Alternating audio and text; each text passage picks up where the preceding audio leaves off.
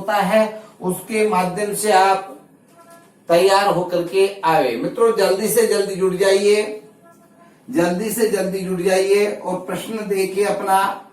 पहला प्रश्न हम क्या दे रहे हैं, ध्यान रखिए, पूरे सिलेबस पे आधारित प्रश्नों को तैयार करके लेके आया है अपन ने। तो देखिए कौन सा क्या है। तो हमने उदाहरण आपको पहला प्रश्न दिया है, देखिए कुंभकार है।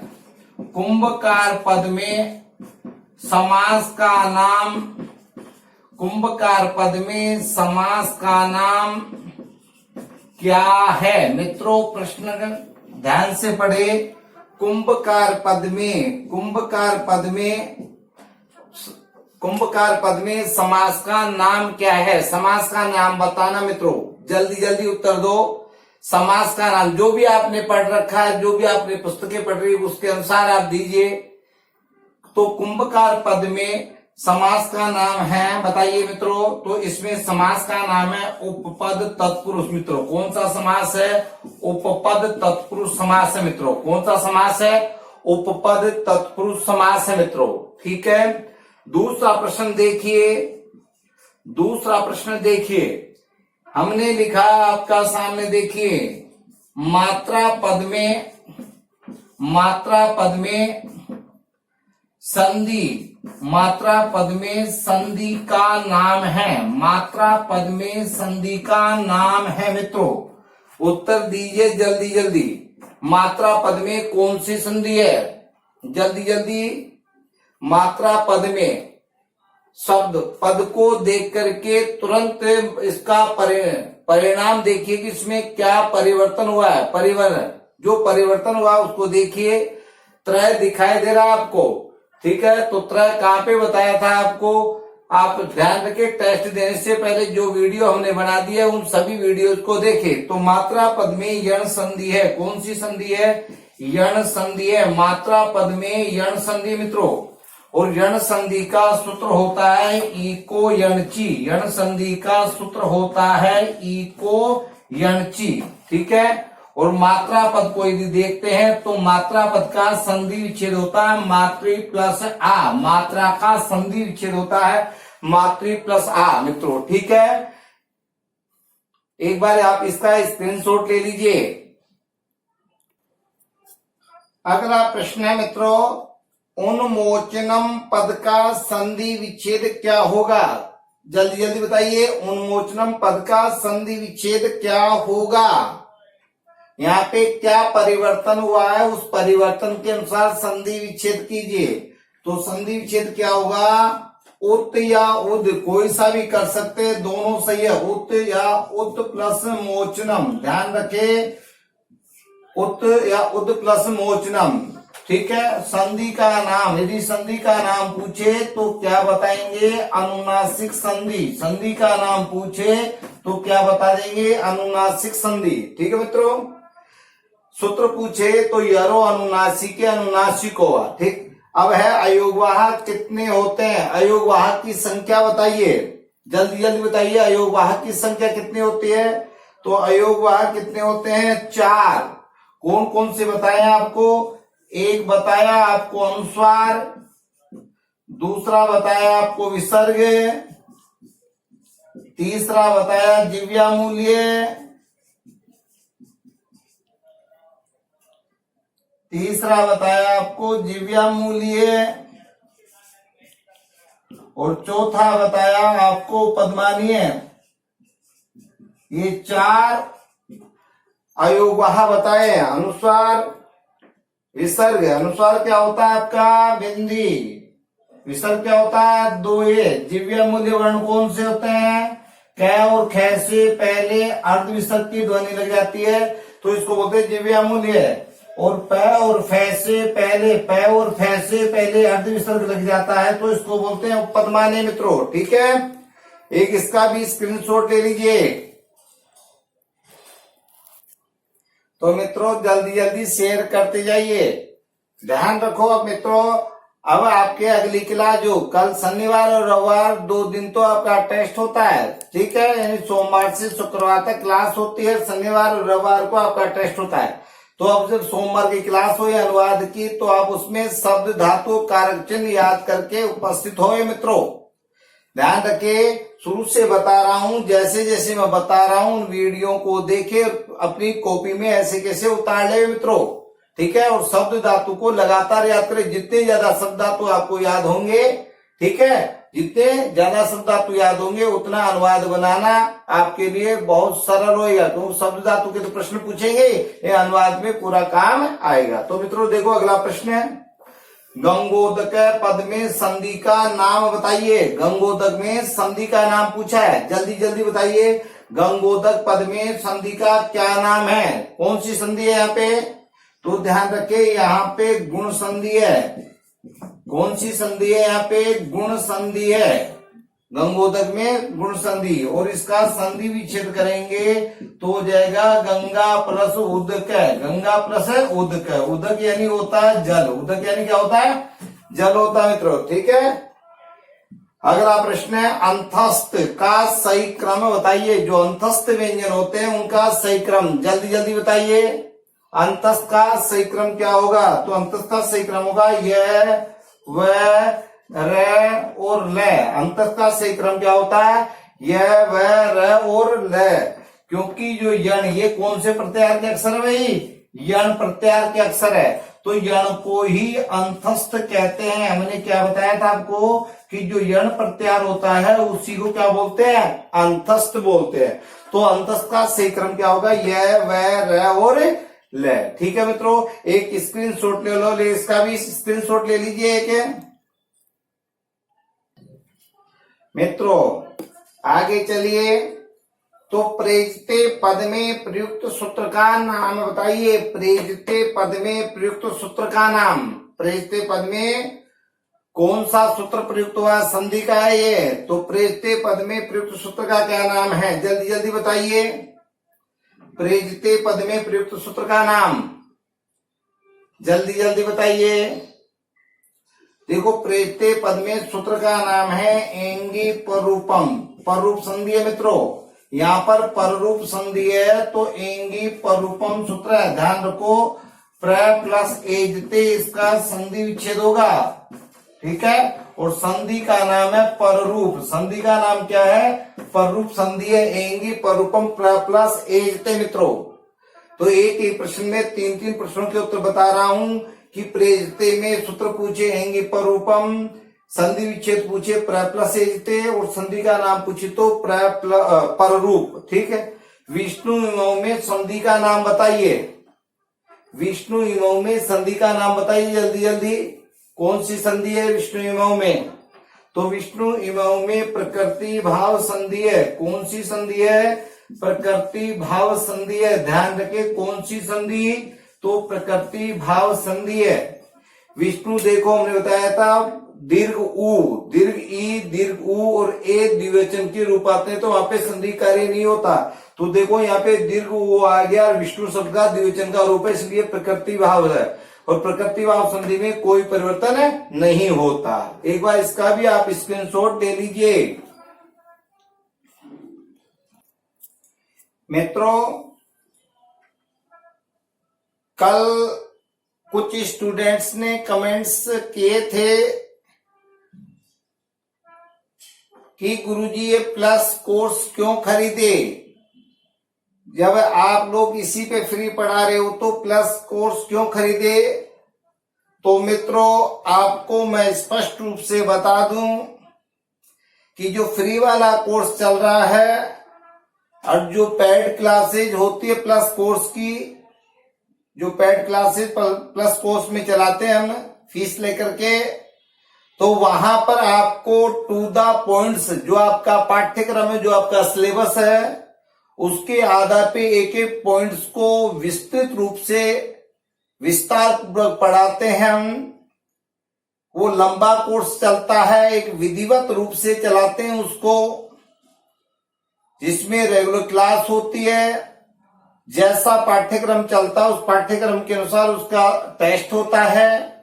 पीडीएफ में आपको नोट्स मिलते हैं, जो क्लासेज होती है उनके पीडीएफ मिलते हैं। उसके अलावा अलग से नोट्स जो फैकल्टी के द्वारा बनाए हुए होते हैं विस्तृत रूप से, वो वहां पर, क्योंकि जो फ्री क्लासेज, ये यूट्यूब वाली फ्री क्लासेज होती है, इसमें उतना संभव नहीं होता कि हम बोर्ड पर आपको इतना विस्तृत रूप से नोट्स बनवाएं, इसलिए यहाँ पे इतना यथासंभव नहीं हो पाता, इसलिए पेड क्लासेज होती है। और पेड क्लासेज में पूरे notes, PDF, doubt classes, quiz, ठीक है ना, और पूरे पेपर का जो पूरा पाठ्यक्रम है उसमें अलग अलग फैकल्टी द्वारा, एक टॉप एजुकेटर के द्वारा, जो कि राजस्थान की, जो इंडिया की एक अच्छी फैकल्टीज है, उनके द्वारा आपको विषय वस्तु, पाठ्य सामग्री उपलब्ध करवाई जाती है। मित्रों, जो आप ऑफलाइन क्लासेज आप लेते हो, तो अभी लॉकडाउन के कारण वो मेरे हिसाब से प्रधानमंत्री जी ने जिस प्रकार से 15 दिन का बढ़ाया है, तो ये लॉकडाउन लंबा चलने वाला मित्रों।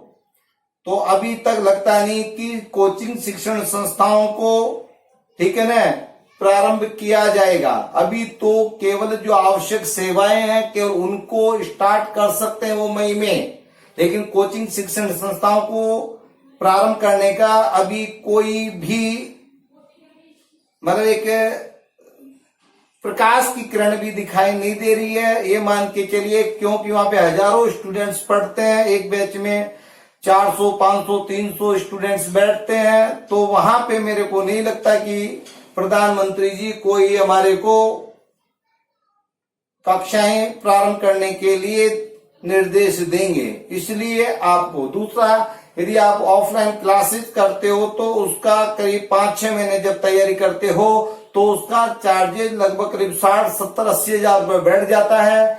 और यदि ऑनलाइन क्लासेस लेते, वो भी टॉप, जो भी राजस्थान के टॉप, जो इंडिया के टॉप एजुकेटर है, टीचर्स है, आपको उनके द्वारा यहाँ पे पढ़ाया जाता है, जो मात्र 4 से 5 हजार रुपए के लगभग बैठ जाता है। 6 महीने का लगभग करीब 4300 रुपए के लगभग है, और 1 साल का कोर्स आपके लगभग करीब 5, 5.5 हजार के लगभग है। तो आप सोचिए कि घर बैठे आपको इतना अच्छा राजस्थान के टॉप एजुकेटर पढ़ा रहे हैं, वो भी अभी लॉकडाउन में। और शिक्षा मंत्री जी ने यह स्पष्ट कह दिया है कि परीक्षा, रीट की परीक्षा यथा समय होगी, जैसा बताया गया उन्होंने, लगभग उसके अनुसार अगस्त सितंबर में यह होगी। तो मित्रों, आपके पास में समय नहीं है, इसलिए प्लस कोर्स जो पेड क्लासेज हमारी, उनको आप ज्वाइन करें। और उस ज्वाइन के लिए आपको मैंने बताया था, मैंने एक वीडियो भी डाली है, रीट धमाका के नाम से है, रीट धमाका, ठीक है, खुशखबरी, इंतजार खत्म, खुशखबरी, संस्कृत व्याकरण एवं शिक्षण विद्या प्रारंभ, इस नाम से एक वीडियो बनाई है। उस वीडियो को आप देखें, ठीक है, उस वीडियो को आप देखें, ठीक है, उसमें पूरी डिटेल है। बस इतना सा है, एक ओपी सर, ध्यान रखें मित्रों, केवल ओपी सर 10 डालते हैं, आपको 10% का डिस्काउंट मिल जाएगा, ठीक है। और इसके लिए आपको कुछ नहीं करना, वहां पे जाकर के रेफरल कोड में आपको एंटर रेफरल कोड मांगेगा, वहां पे ओपी सर 10 लिखना है, आपको 10% का डिस्काउंट मिल जाएगा। मैंने आपको मोबाइल नंबर भी दे रखे हैं, उस मोबाइल नंबर पे आप मेरे से व्यक्तिगत संपर्क कर सकते हैं, किस प्रकार से आपको कोर्स प्राप्त होगा मित्रों, ठीक है। इसलिए मेरे हिसाब से आप किसी प्रकार का कोई ये न सोचे कि गुरुजी फ्री में पढ़ना है, ठीक है, पहले फ्री में पढ़ाते हैं फिर पैसे, ऐसा कुछ नहीं मित्रों। हर चीज के लिए आप सोचो कि यहाँ पे भी है क्या, सैकड़ों हजारों टीचर काम कर रहे हैं, तो इतनी बड़ी संस्था चलती है ये भी, तो इसमें भी सबको पैसा देना पड़ता है, और आपको अच्छा मैटर देने के लिए ये सब कुछ है। आप सोचिए, जो काम 4-5 हजार में हो जाए घर बैठे, तो उसके लिए घर से बाहर निकल के 60, 70, 80 हजार रुपए क्यों खर्च किए जाए, वो भी राजस्थान के टॉप एजुकेटर के द्वारा, ठीक मित्रों। तो वो उस वीडियो को आप देखें, मेरे को एक सूचना मात्र देनी थी, क्योंकि कमेंट्स आए थे कि गुरुजी प्लस कोर्स क्यों खरीदे। तो मित्रों, ये फ्री का चक्कर छोड़ो, फ्री में तो आपको पूरी क्लासेज मिल रही है, लेकिन एक विधिवत सुचारू रूप से जो पाठ्यक्रम होगा उसकी तैयारी के लिए आप प्लस कोर्स पेड क्लासेज खरीदे। अपना दिमाग लगाना छोड़ दे, पैसा आएगा जाएगा अपने भविष्य के लिए, 4-5 हजार रुपए कोई बड़ी बात नहीं है। क्योंकि जब ऑफलाइन क्लासेज में हजारों स्टूडेंट्स ज्वाइन कर रहे हैं, जो 50, 60, 70, 80 हजार खर्च कर रहे हैं, तो मित्रों हम तो 4 से 5 हजार रुपए ले रहे हैं, वो भी पढ़ा रहे हैं इंडिया के टॉप, राजस्थान के टॉप एजुकेटर के द्वारा, ठीक है मित्रों। तो एक बार देखें, वीडियो डाली हुई है, उस वीडियो को देखें आप। अब आता है कि हम दोनों खाते हैं, हम दोनों खाते हैं, वाक्य का संस्कृत अनुवाद बताइए, जल्दी जल्दी बताइए। हम दोनों खाते हैं, वाक्य का संस्कृत अनुवाद, पहले हम दोनों की बनाइए फिर खाते हैं।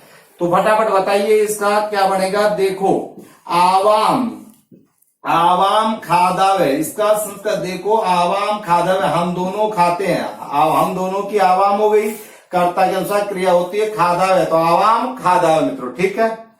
अगला प्रश्न है तव पठत, वाक्य को शुद्ध कीजिए। यह अशुद्ध वाक्य मैंने दिया है, इसको शुद्ध करना है, कर्ता के अनुसार क्रिया लगानी है। देखो, प्रथम पुरुष द्विवचन का करता है, तो यहाँ पे प्रथम पुरुष द्विवचन की क्रिया है नहीं, ये मध्यम पुरुष द्विवचन की है, तो क्या हो जाएगा, तव पठत, वे दोनों पढ़ते हैं। तो कर्ता जिस पुरुष और वचन का होता है, क्रिया भी उसी पुरुष और वचन की। एक बार इसका स्क्रीनशॉट ले लीजिए आप मित्रों। अगला प्रश्न है आपके सामने, अगला प्रश्न है आपके सामने, विष्णवे पद में कौन सी विभक्ति है। शब्द और धातु याद रखना है आपको, शब्द और धातु का प्रश्न पूछा जाएगा। विष्णुवे पद में कौन सी विभक्ति है, जल्दी जल्दी बताइए, विष्णुवे पद में कौन सी विभक्ति है। तो मित्रों, विष्णुवे पद में विभक्ति कौन सी है, चतुर्थी विभक्ति है। कौन सी विभक्ति है मित्रों, चतुर्थी विभक्ति। और आपसे वचन पूछे कि वचन कौन सा है, तो चतुर्थी विभक्ति का एक वचन। कौन सा, चतुर्थी विभक्ति का एक वचन। अगला प्रश्न है गमिष्यत है, गमिष्यत है पद कौन से पुरुष का रूप है भाई, गमिष्यत पद कौन से पुरुष का है, जल्दी बताइए, गमिष्यत पद कौन से पुरुष का है। तो गमिष्यत पद मध्यम पुरुष का मित्रों, कौन से पुरुष का है, ये मध्यम पुरुष का। और वचन पूछे तो कौन सा है, द्विवचन, वचन पूछे तो कौन सा है, द्विवचन, मध्यम पुरुष द्विवचन का रूप है मित्रों। अगला प्रश्न है मित्रों, हरिणा पद में कौन सी विभक्ति है, जल्दी जल्दी बताइए, हरिणा पद में कौन सी विभक्ति है, जल्दी जल्दी बताइए। तो हरिणा पद में तृतीय विभक्ति है, और वचन पूछे तो एक वचन मित्रों। ध्यान रखिए, हरिणा पद में कौन सी विभक्ति है, तृतीय विभक्ति। तो ध्यान से देखना, विष्णु पद में विभक्ति चतुर्थी का एक वचन है, गमिष्यत है मध्यम पुरुष का द्विवचन है, और हरिणा में तृतीय का एक वचन मित्रों, ठीक है। एक बार इसका स्क्रीनशॉट ले लीजिए। अगला प्रश्न है मित्रों, स्वस्ति पद में उपसर्ग व शब्द बताइए। स्वस्ति पद में उपसर्ग व शब्द बताइए, उपसर्ग और शब्द दोनों को अलग अलग करना है, जल्दी जल्दी बताइए। स्वस्ति पद में उपसर्ग व शब्द बताइए। तो देखिए मित्रों, सूतो उपसर्ग है और अस्थि शब्द है मित्रों, सूतो उपसर्ग है और अस्थि शब्द है, सु प्लस अस्थि स्वस्ति, ठीक है। अभितः पद के योग में कौन सी विभक्ति होती है, ये कारक से संबंधित प्रश्न है। अभितः एक शब्द है, इसके योग में कौन सी विभक्ति होती है मित्रों, कारक से संबंधित प्रश्न है। अभितः पद के योग में कौन सी विभक्ति होती है, तो अभितः पद के योग में द्वितीय विभक्ति होती है मित्रों। कौन सी विभक्ति होती है, द्वितीय विभक्ति होती है मित्रों। अभितः पद के योग में द्वितीय विभक्ति होती है। एक बार इसका भी स्क्रीनशॉट ले लीजिए आप मित्रों। अगला प्रश्न आपके सामने, चित्र विधि में सिखाने की इकाई क्या होती है। शिक्षण विधि से संबंधित प्रश्न है, इनको इकट्ठे करते जाना पूरे। चित्र विधि में सिखाने की इकाई क्या होती है, जल्दी जल्दी बताइए। चित्र विधि में सिखाने की इकाई क्या होती है, प्रश्न पूछा जाता है ये। तो चित्र विधि में सिखाने की इकाई शब्द होती है मित्रों। सिखाने की इकाई क्या होती है, शब्द होती है। चित्र के साथ में शब्द लिखे जाते हैं, तो चित्र विधि में सिखाने की इकाई शब्द होती है, ठीक है। दूसरा प्रश्न है, अगला प्रश्न है, व्यक्तिगत पाठन कितने प्रकार का होता है मित्रों। व्यक्तिगत पाठन कितने प्रकार का होता है, जल्दी जल्दी बताइए। तो व्यक्तिगत पाठन कितने प्रकार का होता है, दो प्रकार का होता है मित्रों। कौन कौन सा, एक तो होता है अनुकरण वाचन, एक तो कौन सा होता है हमारा अनुकरण वाचन, दूसरा होता है आदर्श वाचन। एक तो होता है अनुकरण वाचन, दूसरा होता है आदर्श वाचन। तो व्यक्तिगत पाठन कितने प्रकार का होता है, तो अनुकरण और आदर्श दो प्रकार का मित्रों, ठीक है। अगला प्रश्न है, अनुकरण विधि का अन्य नाम क्या है। अनुकरण विधि का अन्य नाम क्या है मित्रों, जल्दी जल्दी बताइए। तो अनुकरण विधि का अन्य नाम क्या है? तो सुनो और कहो विधि। सुनो और कहो, सुनो और कहो विधि नाम है। पहले सुनो और फिर कहो, तो सुनो और कहो विधि। अनुकरण विधि का अन्य नाम है सुनो और कहो विधि। ये प्रश्न पूछे जाते हैं मित्रों, ठीक है। एक बार इनका भी आप स्क्रीनशॉट ले लीजिए।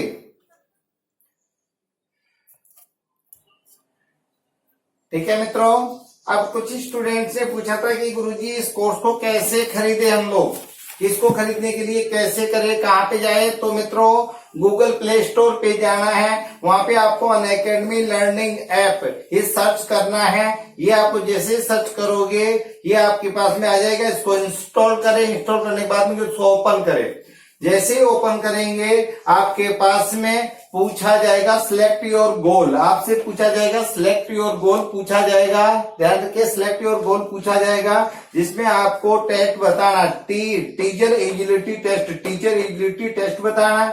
वहां पे गेट सब्सक्रिप्शन करना है। जैसे गेट सब्सक्रिप्शन करोगे आपके पास में फीस और टाइम का ये खुलेगा। इसमें 6 माह की भी, ध्यान रखो, 1 महीने, 2 महीने, 6 महीने, 1 महीने, 2 महीने, 3 महीने, 6 महीने, उस प्रकार से है। तो 6 महीने की फीस है 4800 रुपए, उसमें 10% कम करोगे 4320 रुपए, और 12 महीने की फीस 6000 रुपए, उसमें 10% कम करोगे तो 5400 रुपए की पड़ेगी। लेकिन 10% कम करने के लिए आपको enter referral code OP sir 10 को अप्लाई करोगे। जब ओपी सर 10 अप्लाई करोगे तो 10% का डिस्काउंट मिल जाएगा।